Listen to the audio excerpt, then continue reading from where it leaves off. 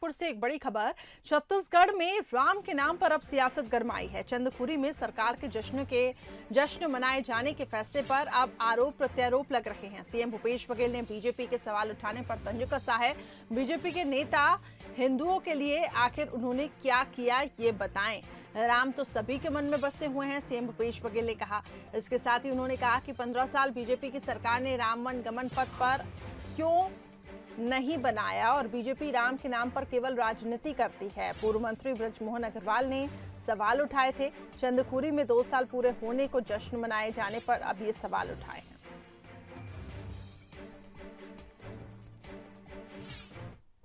राम जन्मभूमि यात्रा जो निकाले उस बीच में भाजपा कहां थी? आज वो कह रहे हैं 15 साल रमन सिंह शासन में थे, राम अनुगमन पथ क्यों नहीं बनाए? ये तो हमारे जन आस्था का केंद्र है और दूसरी बात हमारी संस्कृति से जुड़ा हुआ है, रचा बसा हुआ है। हम उस हिसाब से कर रहे हैं। वहीं किसान आंदोलन पर भी सीएम भूपेश बघेल का बयान सामने आया। कृषि बिल किसानों के लिए, पूंजीपतियों के लिए बनाया गया है। किसानों के लिए ये बिल नहीं है। किसानों की एक ही मांग है, एमएसपी से ही खरीदी हो। एक लाइन लिखने में केंद्र सरकार को आखिर क्या परेशानी है?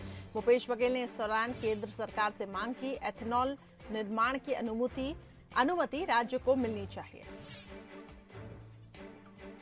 अब इनको समझ में आ गया है कि बिना भगवान राम की शरण में जाए उद्धार नहीं होगा। और अच्छी बात है कि प्रभु राम की शरण में जा रहे हैं तो इनको सद्बुद्धि मिलेगी और छत्तीसगढ़ की जनता की सेवा ठीक तरीके से करेंगे। अगर ये अपने आप को, क्योंकि जनता तो नहीं मानती है कि ये राम भक्त हैं, इसलिए ये चंदखुरी जा रहे हैं, तो सबसे पहले छत्तीसगढ़ की तरफ से, छत्तीसगढ़ सरकार की तरफ से अयोध्या के राम मंदिर के निर्माण के लिए 101 करोड़ रुपए छत्तीसगढ़ की राज्य सरकार दे। चलिए, तो किसान आंदोलन को लेकर भी सीएम भूपेश बघेल ने यहां पर केंद्र सरकार पर कई गंभीर आरोप लगाए। इस दौरान उन्होंने मांग की एथेनॉल निर्माण की अनुमति राज्य को मिलनी चाहिए। इसके साथ ही चंदखुरी में सरकार के जश्न मनाए जाने के फैसले पर अब बीजेपी भी काफी ज्यादा हमलावर है। लेकिन इस दौरान सीएम भूपेश बघेल ने बताया कि बीजेपी के नेता बताएं कि हिंदुओं के लिए आखिर उन्होंने क्या किया। राम तो सभी के मन में बसे हुए हैं। कुल मिलाकर अगर देखें तो छत्तीसगढ़ में राम के नाम पर सियासत काफी गरमाई हुई है। तो चंदखुरी में 2 साल पूरे होने पर जश्न मनाए जाने पर सवाल उठाए हैं पूर्व मंत्री बृजमोहन अग्रवाल ने, और इसी का जवाब सीएम भूपेश बघेल ने दिया। उन्होंने कहा कि बीजेपी के नेता बताएं कि हिंदुओं के लिए आखिर क्या किया है।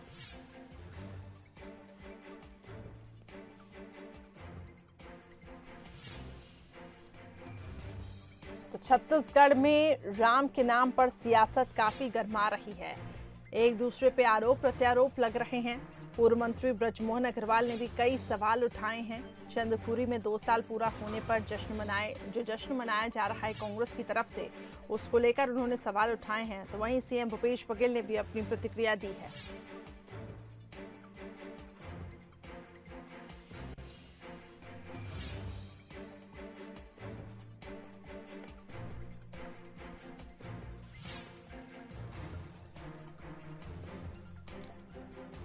तो राम की शरण में जाने से कांग्रेस को सद्बुद्धि मिलेगी, पूर्व मंत्री ने ये कहा।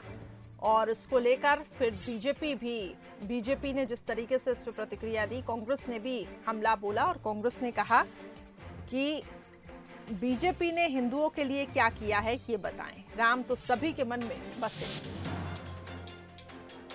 तो छत्तीसगढ़ में राम के नाम पर सियासत इन दिनों काफी गरमाई हुई है। पूर्व मंत्री बृजमोहन अग्रवाल ने कई सवाल उठाए थे। चंदखुरी में 2 साल पूरे होने का जश्न मनाए जाने पर सवाल उठाए। बीजेपी की तरफ से इस वक्त हमारे साथ शिवरतन शर्मा जी जुड़ चुके हैं। सर, आपका बहुत स्वागत है बंसल न्यूज में। एक सेकंड होल्ड में रहिए, मैं बात करा रहा हूँ बंसल न्यूज। हेलो जी सर, आपका बहुत स्वागत है बंसल न्यूज में। शिवरतन शर्मा जी से मैं बात कर रही हूँ। जी सर, जिस तरीके से हम देख रहे हैं कि राम के नाम पर छत्तीसगढ़ में काफी ज्यादा सियासत हो रही है। पूर्व मंत्री बृजमोहन अग्रवाल ने तो सवाल उठाए ही चंदखुरी में जो 2 साल पूरे होने जा रहे हैं कांग्रेस के, लेकिन इसको लेकर अब सीएम भूपेश बघेल ने भी अपनी प्रतिक्रिया दी। उन्होंने ये कहा है कि बीजेपी के नेता बताएं कि हिंदुओं के लिए आखिर क्या किया है। ऐसा है, राम गमन पथ मार्ग जी की जो समिति बनी थी उसमें भारतीय जनता पार्टी के वरिष्ठ नेता आदरणीय श्याम बैस जी की और आदरणीय यादव जी जो आज हमारे बीच नहीं रहे जी, इन लोगों की सबकी महत्वपूर्ण भूमिका थी। हम्म, और जहां तक भूपेश जी रामगवन पथ के विकास की बात कर रहे हैं, ये तो सेंट्रल की योजना है, सेंट्रल इसके लिए फंडिंग दे रही है। प्रदेश सरकार क्या कर रही है? ये सारी योजना ऑल इंडिया बेस पे दिल्ली की सरकार ने बनाई है जी, और फंडिंग भी दिल्ली की सरकार कर रही है। ये तो झूठा क्रेडिट लेने का प्रयास कर रहे हैं, इनकी कोई भूमिका है नहीं। नहीं, तो यही सवाल सीएम भूपेश बघेल कह रहे हैं कि 15 साल में बीजेपी की सरकार ने पथ आखिर क्यों नहीं बनाया। इसके साथ ही उन्होंने केंद्र सरकार को लेकर भी कई सवाल उठाए कि किसानों के 15 साल में बीजेपी की सरकार में ही रामगवन पथ मार्ग की पूरी तरह से खोज हुई, नक्शा प्रकाशित हुआ, सब कुछ उसी पीरियड में हुआ है, 15 साल के पीरियड में जी। उसके पहले 55 साल माननीय भूपेश बघेल जी की पार्टी सरकार में रही है। माननीय भूपेश बघेल जी छत्तीसगढ़ राज्य निर्माण के पहले 5 साल विधायक रहे हैं, तो 55 साल की कांग्रेस की सरकार ने क्या किया? जो कुछ हुआ रामगवन पथ के मामले में 15 साल के अंदर हुआ, और आज निर्माण कार्य भी होगा, उसके विकास का भी कोई काम होगा तो उसकी फंडिंग में सेंट्रल गवर्नमेंट बीजेपी की सरकार दे रही है। ये तो राम को मानने वाले लोग नहीं है। मैं तो भूपेश जी से पूछना चाहता हूँ, ये तो राम की कथा को काल्पनिक कहने वाले लोग हैं। इनकी पार्टी की सरकार के पीरियड में शपथ पत्र सुप्रीम कोर्ट में दिया गया था कि राम की कथा काल्पनिक है। ठीक है, शिवरतन शर्मा जी इस वक्त हमारे साथ अमित श्रीवास्तव जी कांग्रेस प्रवक्ता जुड़ चुके हैं। सर, आपका बहुत स्वागत है। क्या जवाब देंगे आप बीजेपी के सवालों का? इसके साथ ही क्रेडिट लेने की कहीं ना कहीं होड़ लगी है, बीजेपी की तरफ से यही कहा जा रहा है। देखिए, शुरू से सब लोग जानते हैं कि हमारे आराध्य प्रभु श्री राम का नाम का उपयोग अगर किसी ने किया है तो बीजेपी ने शुरू से किया है, कभी नोट के लिए कभी वोट के लिए। और सब लोग जानते हैं, अभी बहुत ही सम्मानित हमारे भाजपा के वरिष्ठ नेता का मैं वक्तव्य सुन रहा था, लेकिन जिस प्रकार से शिवरतन भैया जी कह रहे थे, मैं आपको एक ही चीज कहना चाहता हूं कि भगवान राम के नाम का उपयोग अपना वजूद बचाने के लिए बीजेपी ने शुरू से किया है। पहले भी चंदा उगाही करे, और आप देखिए कि इनके 5 स्टार कार्यालय और 150 से ज्यादा कार्यालय तो पूरे देश में बन गए। इनके 7 स्टार कार्यालय दिल्ली में बन गए, छत्तीसगढ़ में बन गए। और मेरे राम जो थे वो टेंट में रहते थे और ये ठाट में रहते थे। ये पूरे देश की जनता ने देखा है। और जिस प्रकार ये कह रहे थे कि हमारी आस्था नहीं है, मैं बता दूं कि जिस दिन मैं सनातन धर्म को मानने वाले हिंदू परिवार में पैदा हो गया, उसी दिन से मेरी आस्था प्रभु श्री राम में है और रहेगी। तो भाजपा हमेशा दिग्भ्रमित करने का प्रयास करती है, करिश्मा जी। और आज हमारा जब माता कौशल्या का इनकी सरकार 15 साल थी, क्यों इन्होंने मंदिर नहीं बनाया? मैंने जैसा कहा कि सिर्फ नाम का उपयोग जरूर ये प्रभु लोग करते हैं, लेकिन इनकी आस्था किसी और चीज में रहती है। और आज हम बता रहे हैं कि हम माता कौशल्या का दिव्य और भव्य मंदिर बनाने जा रहे हैं, तो बीजेपी के लोगों के पेट में दर्द होना स्वाभाविक है। जी। क्या कहेंगे शिवरतन शर्मा जी?